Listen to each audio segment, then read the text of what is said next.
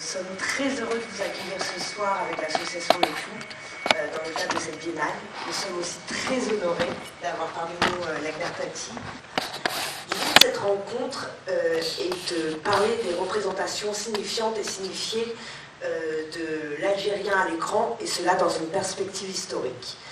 L'idée n'est pas de décortiquer le pourquoi ni le comment, mais d'analyser une sorte de déjà-vu, ce qui est déjà là. Pour préparer cette rencontre avec Lakhdar Tati, nous avons beaucoup parlé de cinéma, et plus en particulier du cinéma algérien, et au fur et à mesure de nos échanges, une idée récurrente a émergé. C'est l'étonnement, et même plus que l'étonnement, c'est le trouble de Lakhdar Tati par rapport à justement les signes qui sont déployés pour représenter l'arabe et plus spécifiquement l'algérien dans le cinéma. En effet, nombre d'œuvres cinématographiques ont habillé de leurs signes le personnage de l'Algérien et, en deuxième manière, ont entraîné par la même occasion des représentations qui dirigent celle des spectateurs. Et justement, à travers cette discussion, nous aimerions voir comment certains prototypes, voire certains archétypes iconiques ont été déployés dans le cinéma. Pour résumer tout cela, ou en d'autres termes, quelle mise en scène et quelle mise en signe de l'Algérien à l'écran dans le cinéma d'aujourd'hui et aussi dans celui d'hier, quel imaginaire et par quelle mise en disposition. Lakhdar, je te laisse la parole. Merci. Bonsoir à vous tous. Merci d'être là. Oui, aujourd'hui, je suis venu vous parler de mon trouble face à un appel à la prière. Enfant, je regardais un film occidental et sans crier gare, j'entends un appel à la prière, et cet appel à la prière m'avait non pas fait sortir du film, mais c'est-à-dire m'a mis dans une autre stade de spectateur. Au fait, cet appel à la prière était quelque chose qui arrivait comme ça, qui déployait un territoire, qui déployait un personnage, qui parlait une langue qui semblait être l'arabe, mais ce n'était pas forcément l'arabe, qui portait plutôt des signes qui évoquaient chez moi l'imaginaire arabe, plus ou moins proche de moi. Donc d'un appel à la prière à un personnage, d'un territoire à une djellaba dans le cinéma occidental, je me suis intéressé donc à ces signes qui font que, c'est-à-dire ma représentation de l'espace et de l'arabe soit codée de cette façon-là. Je veux dire, le personnage arabe dans ce cinéma-là était une espèce de territoire c'est-à-dire qui était au fait qui venait avec un moment d'intrigue, de fourberie, de mensonge, de menace, et aussi d'une espèce de sexualité un peu menaçante. J'aimerais évoquer comme exemple le film de 1926, le Chir, je ne sais pas comment on dit en français, le Cheikh. C'est ça. Le Cheikh avec l'accent français. Voilà, c'est un film assez emblématique parce que c'est le premier film américain où le personnage principal, c'est un arabe qui enlève les femmes américaines. Donc tout de suite, ce territoire de l'inquiétude, de l'étrangeté et de la menace, notamment sexuelle, était lié à cette représentation du personnage. Nombre d'études américaines ont étudié l'évolution du personnage arabe à travers les signes jusqu'au personnage d'aujourd'hui qui est le terroriste, personnage emblématique. Donc cette notion de menace, d'inquiétude a toujours été liée à des signes liés au territoire, donc au désert, aux représentations que nous, enfin spectateurs, notamment moi, je me fais du désert et donc de cette menace-là. Par ailleurs, je suis désolé, je fais une espèce de survol comme ça parce que je ne vais pas pouvoir entrer dans les détails, on n'a pas beaucoup de temps. Donc voilà, je vous parle juste de cette enfin, cette trajectoire-là. Par ailleurs, avec le temps, donc, j'ai découvert, c'est-à-dire cette même spécificité dans le cinéma français. Beaucoup d'études ont été consacrées et sont consacrées justement de plus en plus aussi à la représentation de l'Algérien, de l'Arabe, du Maghrébin, de l'immigré dans le cinéma français. Et par rapport donc à l'Algérien dans le cinéma français,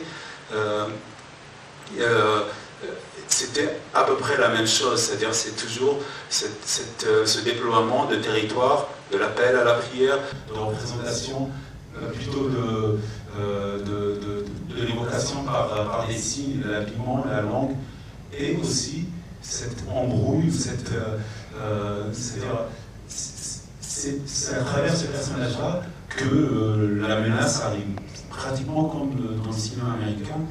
Et je citerai par exemple le film emblématique, Pépé le Moko, 1936.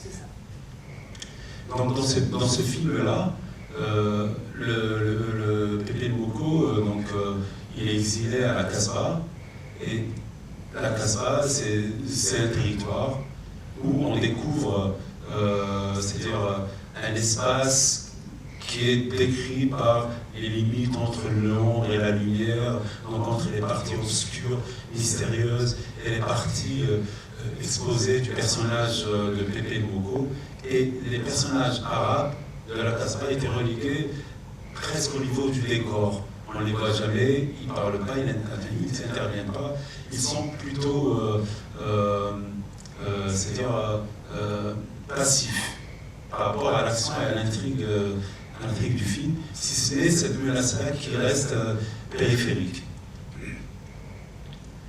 Après cette époque-là, l'époque coloniale, arrivent les années 60 et les années 70, et à ce moment-là, de nouveaux signes accompagnent le personnage algérien dans le cinéma français.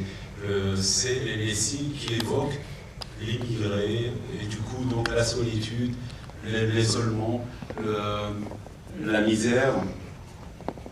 Ces signes-là, on les voit par rapport au choix des acteurs, parfois chétifs, un peu courbés, un peu battus par la dureté de la vie.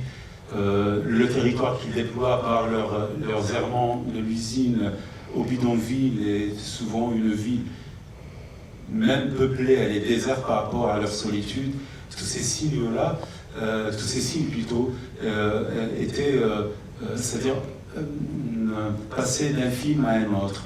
Je peux citer par exemple Élise ou la belle vie, où il s'agit d'une histoire d'amour entre une ouvrière française et un immigré algérien, travailleur algérien, et l'idée aussi donc de l'étranger et de la menace sexuelle était un peu là parce que Élise était confrontée justement c'est-à-dire à l'incompréhension de ses proches par rapport à cette attirance pour donc ce personnage.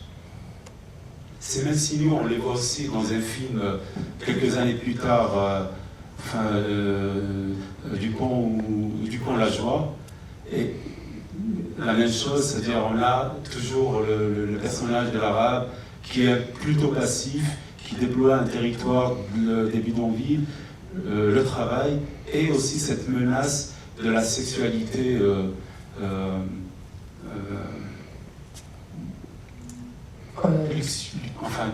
menaçante, bon, voilà, pour faire vite. Et à travers, c'est-à-dire dans Dupont-la Joie, il y a une histoire de meurtre, de viol et de meurtre, et on accuse les Arabes et ils sont attaqués et ils sont encore passifs. C'est-à-dire même quand on a essayé de faire des films pour dénoncer c'est-à-dire cette passivité ou cet imaginaire qu'on construisait donc autour du personnage arabe, ils étaient encore passifs. C'est ce qu'on a reproché à l'époque à ce film-là, et on continue à évoquer cette passivité-là chez les personnages arabes. Je finis avec c'est-à-dire la partie française, parce que dans mon propos, je voulais vous parler de la représentation ou des signes dans le cinéma algérien. Donc, en réaction, et pour moi le mot réaction est très important, en réaction à ces représentations des immigrés, il y a eu des réalisateurs immigrés qui ont décidé de raconter le personnage de l'immigré ici en France. C'est des réalisateurs eux-mêmes immigrés, c'est-à-dire c'est des réalisateurs qui sont venus d'Algérie, qui se sont installés en France et qui ont fait des films, notamment, je cite Ali Ghanem, il a fait 2 films durant les années 70, Mektoub et L'autre France. Donc, dans cette notion de réaction, il y a par exemple ce titre très évocateur de L'autre France.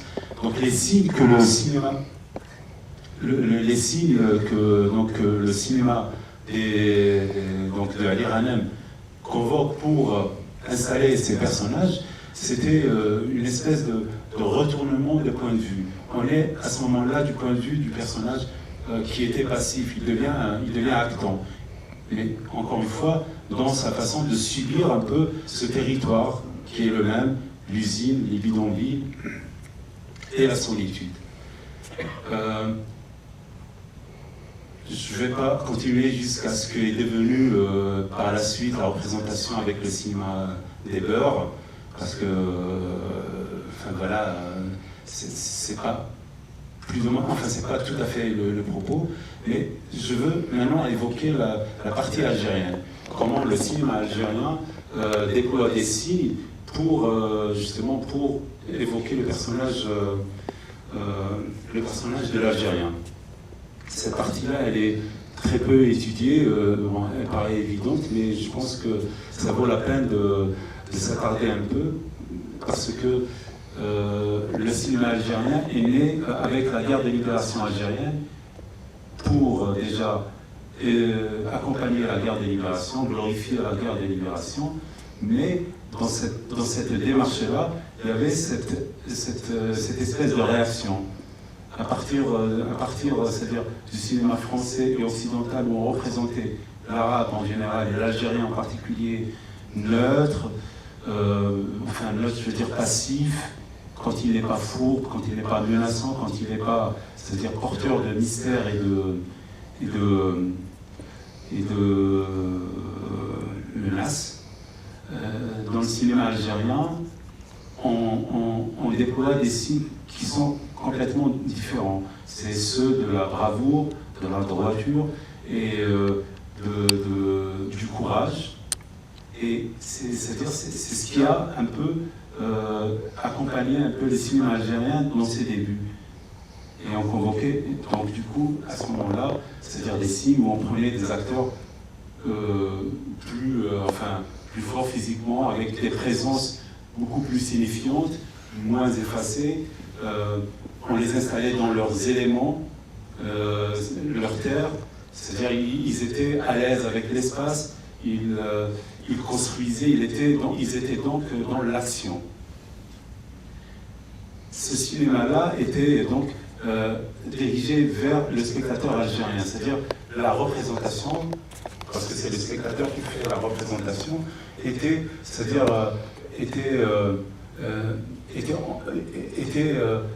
en osmose, ou une espèce de lien forcément positif autour donc, de cette représentation, de la réception de ces signaux-là allait dans le sens de la représentation de l'imaginaire qu'on construisait autour du personnage algérien. Sauf que le cinéma algérien était un cinéma étatique, c'était un cinéma qui dépendait donc du programme politique de l'État, donc de la construction de l'État algérien naissant. Avec les années 90, plutôt avec les années 70, on est passé à un cinéma qui accompagnait donc le programme politique, qui était celui de l'accompagnement du progrès politique que l'État algérien avait décidé, c'est-à-dire que l'Algérie avait décidé donc de sortir de son, c'est-à-dire aller dans le chemin de la construction du progrès, l'industrialisation, la scolarisation, voilà, tous ces aspects-là. Et le personnage algérien, à ce moment-là, était c'est-à-dire au service de ces idées-là. Et les signaux qu'on avait déployés à ce moment-là, donc c'était les signaux de la construction, de l'enseignement, c'est-à-dire le porteur de l'idée du progrès. L'Algérien qui regarde l'Algérie de demain. L'Algérie, comment est-ce qu'elle doit être. Et du coup, donc, comment est-ce que l'Algérien doit être. Je passe vite, donc à partir de là, on passe aux années 80. Et avec les années 80, arrive la crise économique, la désillusion. Et encore, ce cinéma étatique était amené à faire face à cette crise. Et faire face à cette crise, c'était, là on amorce une espèce de virage assez important, c'est que le personnage dans le cinéma algérien était porteur de culpabilité. C'est l'Algérie est en crise, c'est parce que l'Algérien n'a pas suivi le progrès tracé par l'État algérien. Du coup, on voit des films qui stigmatisent l'exode rural, qui stigmatisent les familles nombreuses, qui stigmatisent les pratiques culturelles algériennes, celles qui ne correspondaient pas donc, à l'idée du progrès. Tout ce qui était de l'ordre de la tradition était quelque part visé. Et les signaux qu'on a utilisés à ce moment-là, c'est-à-dire que c'est là où l'idée de signe qu'on émet à travers le personnage est retournée contre l'imaginaire algérien, donc contre la représentation. Du jour, c'est-à-dire d'un coup, on est devenu face à ce que notre imaginaire portait et qui était obstacle au bonheur des uns et des autres, à l'épanouissement du peuple, au progrès de l'État algérien. Je peux citer un bon nombre de films qui traitaient des problèmes sociaux où le personnage, s'il était pauvre, s'il était malade, s'il était ceci, cela, s'il était célibataire, c'est parce que son mode de vie ne correspondait pas à l'idéal algérien. Donc la crise était, c'est-à-dire les personnages portaient les signes de la crise en eux, dans leur comportement, dans ce qui était représentatif de l'imaginaire algérien qui ne collait pas avec, c'est-à-dire avec cette idée du progrès. Après cela, moi, personnellement, je pense que cette violence-là, parce que si on regarde les films des années 80 aujourd'hui, on se rend compte de cette violence avec laquelle le cible est retourné contre l'imaginaire. Cette violence-là, elle n'est pas étrangère aux violences des années 90, qui ont coïncidé avec le désengagement de l'État. C'est-à-dire que les acteurs, dans le domaine du cinéma, les réalisateurs, les techniciens, les scénaristes, les acteurs, tout ce moment étaient des fonctionnaires chez le gouvernement algérien. Donc avec les années 90 l'État algérien se désengage de la production cinématographique et ces gens-là ont été mis au chômage. Il y a eu une traversée du désert où on voyait très peu de films jusqu'au moment où arrivent les années 2000 et on a amorcé une espèce de sortie de cette crise majeure. Et avec ça, on est revenu à une production cinématographique. Il y a eu un certain besoin de marquer, d'abord, c'est-à-dire le dépassement de cette période-là. Du coup, l'État algérien a à nouveau organisé une nouvelle façon de produire et de financer les films, en s'inspirant plus ou moins du système français, du CNC, mais ça ne suffisait pas. Du coup, il y a eu, c'est-à-dire l'appel à la coproduction. Et c'est là où c'est important. D'abord, on a traversé la période difficile des années 90, et il y a eu ce besoin donc, de témoigner de cela, de ce qui s'est passé, et de dire, enfin, l'Algérie va mieux, les Algériens vont mieux. Et du coup, c'est-à-dire l'aide au cinéma est relancée, et à partir de ce moment-là, on a commencé à déployer de nouveaux signes pour ériger le personnage algérien. Donc, on a vu l'arrivée du terroriste comme personnage dans le cinéma algérien.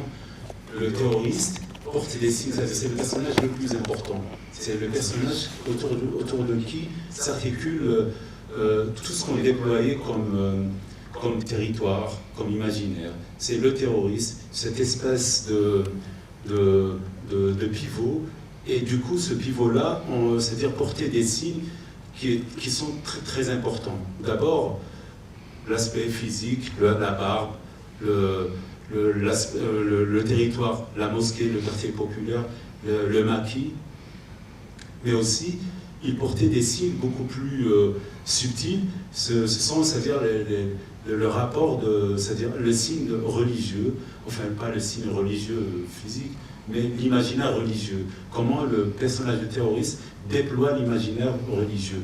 Et à partir de ce moment-là, les signes, c'est-à-dire les signes convoqués par le personnage, aimés par les personnages, ne retrouvent plus la représentation, donc l'imaginaire algérien.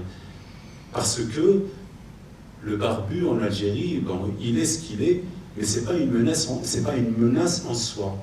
Les barbus en Algérie restent des gens qui font partie de la société. L'appel à la prière, parce que je voulais appeler cette partie-là, la partie finale, c'est l'émergence de l'appel à la prière dans le cinéma algérien, ou l'invention de l'appel à la prière dans le cinéma algérien. Parmi ces signes très importants, c'est l'appel à la prière, l'utilisation de l'appel à la prière dans le cinéma algérien des années 2000 jusqu'à aujourd'hui. C'est l'idée c'est-à-dire de l'appel à la prière dans le cinéma occidental qui déployait un territoire est reprise de la même façon dans le cinéma algérien d'aujourd'hui par les réalisateurs algériens, avec l'idée de situer, c'est-à-dire le personnage du terroriste. C'est son territoire, c'est ce territoire-là. Et c'est-à-dire ce qui est en conflit avec l'imaginaire algérien, donc avec cette représentation, c'est que l'appel à la prière en Algérie, c'est-à-dire quand on vit dans des villes algériennes, on ne l'entend pas. Quand je dis on ne l'entend pas, il n'a pas cette présence-là. Pour ceux qui font la prière, pour ceux qui se repèrent dans leur journée par rapport à l'appel à la prière, ça reste quelque chose qui est tout à fait, qui fait partie de leur vie. Ce n'est pas une exception.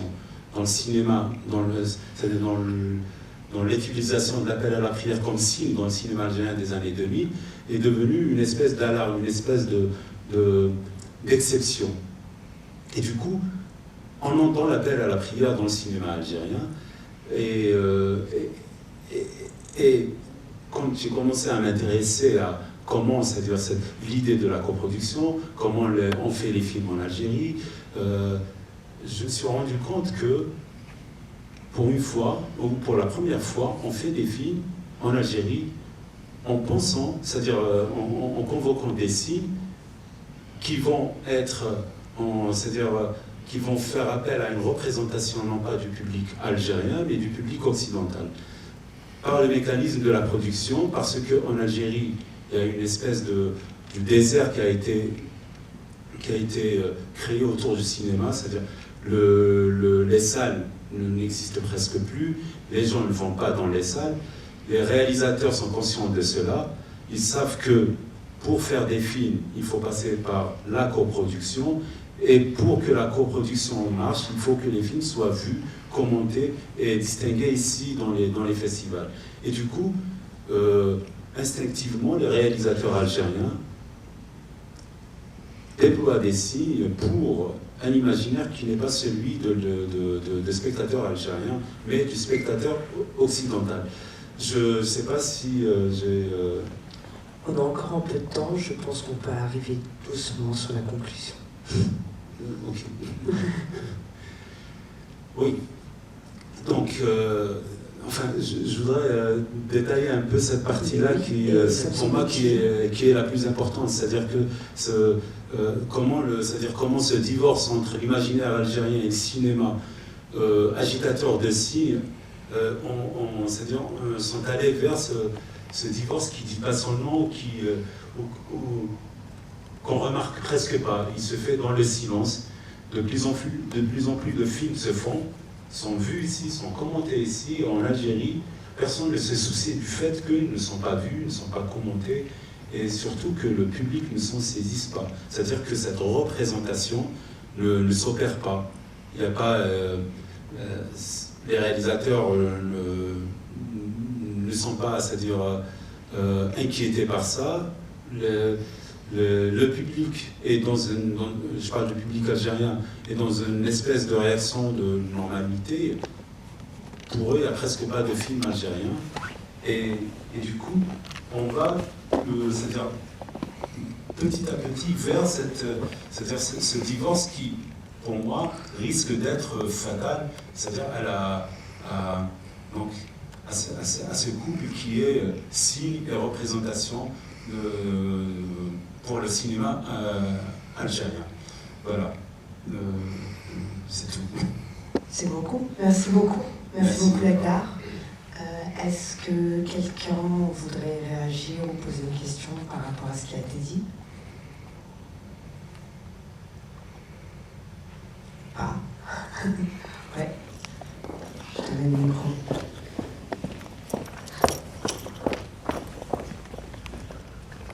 Bonsoir. Merci pour les films, pour votre voilà, tout ce que vous nous racontez.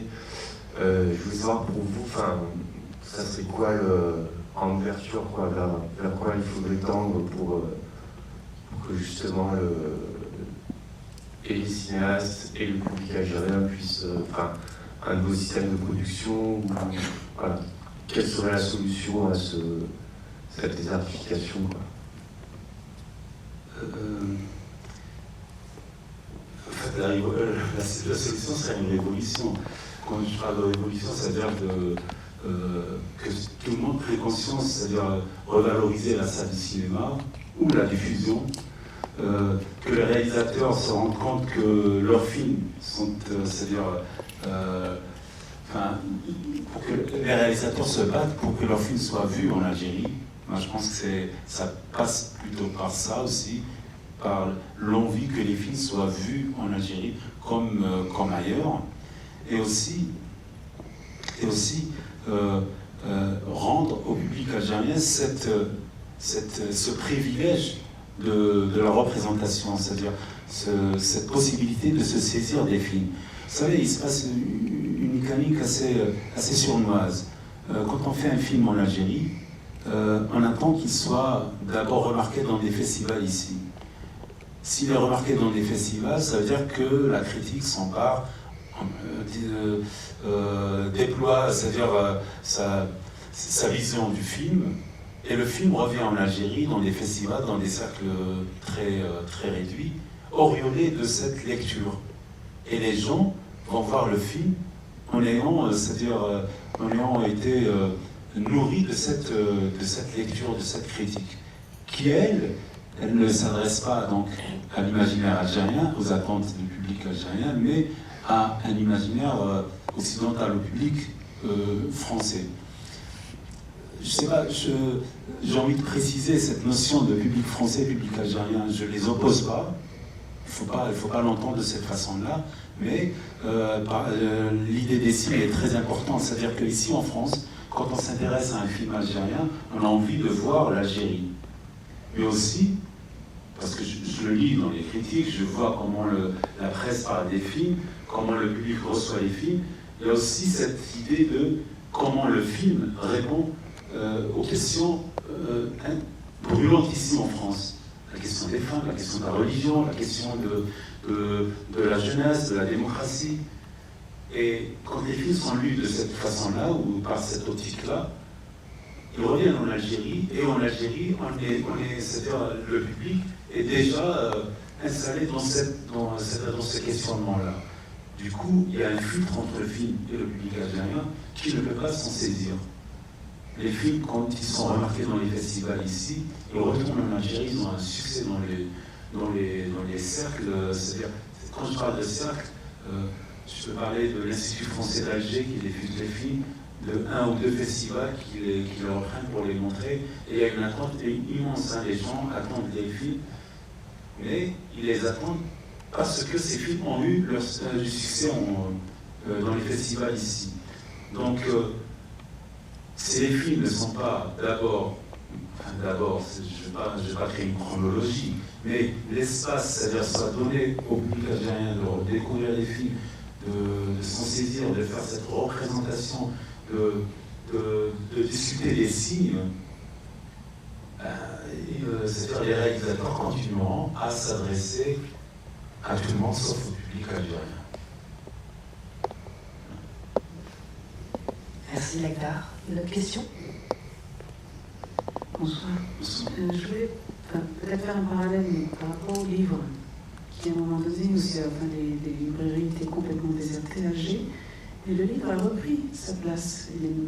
On voit rien qu'au niveau des maisons d'édition, on revive l'image du livre elle-même, et la présentation, l'aspect est beaucoup plus respectable, honorable qu'il ne l'était. On peut dire que le livre, même par rapport à certains auteurs algériens, a repris sa place dans le pays. Et pourquoi pas le cinéma, justement? Parce que vous parlez de salles et tout ça, mais qu'est-ce qui empêcherait justement que les salles s'ouvrent à nouveau et que Vous savez, c'est mécanique. Hein. Pour que les salles s'ouvrent à nouveau, il faut qu'il y ait une volonté politique. Et c'est tout. Mais vous parlez des livres, et je pense que votre parallèle est assez juste. Il se passe la même chose dans les livres. Bien sûr qu'il y a une production, il y a des auteurs qui émergent, mais il y a presque le même phénomène. C'est-à-dire que les livres, par exemple, ici en France, on n'entend parler que des livres écrits en français. Les livres écrits en arabe sont très peu traduits en français. Donc il y a tout un pan de la littérature algérienne, qui est la littérature en arabe, qui reste complètement en dehors des radars de la France. Et il se passe le même phénomène en Algérie. Ça veut dire que les livres qui sont remarqués ici sont attendus en Algérie. Donc il y a un engouement autour des livres de certains auteurs qui sont commentés ici. Et si on essaie de voir schématiquement comment ces livres-là, c'est-à-dire ces romans, déploient aussi des signes, déploient des espaces, on se rend compte que ces romans vont aussi pratiquement dans le même sens. C'est-à-dire qu'ils parlent des problèmes qui intéressent plus le public ou les lecteurs français que les lecteurs algériens. Je parle de l'imaginaire, hein, donc qui intéresse plus l'imaginaire des lecteurs français que l'imaginaire des lecteurs algériens. Et je peux vous citer l'exemple de la star du moment, Kamel Daoud, qui sa façon, c'est-à-dire d'écrire ce qu'il déploie comme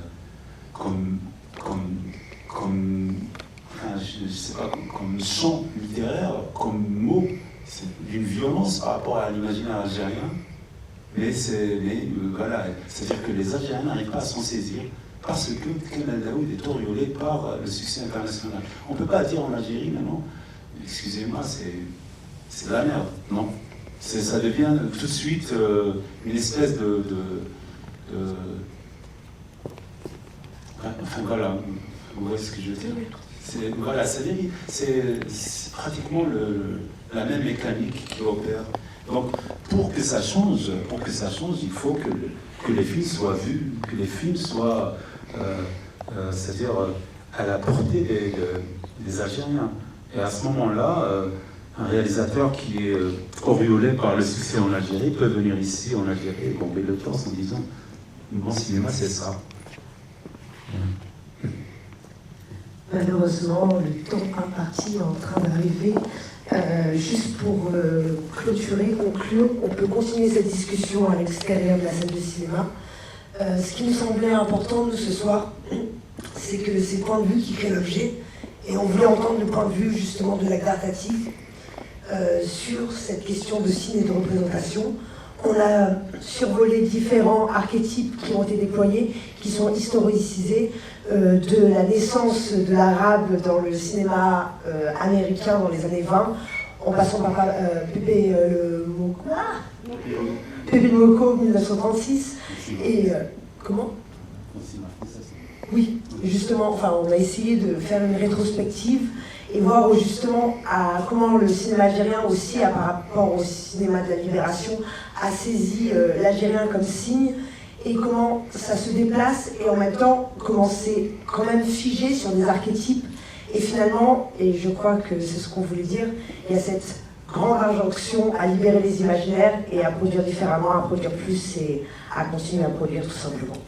Je vous remercie beaucoup de votre présence et on est tout à fait à votre disposition pour continuer à parler en dehors de la salle parce qu'il y a une autre projection. Merci beaucoup.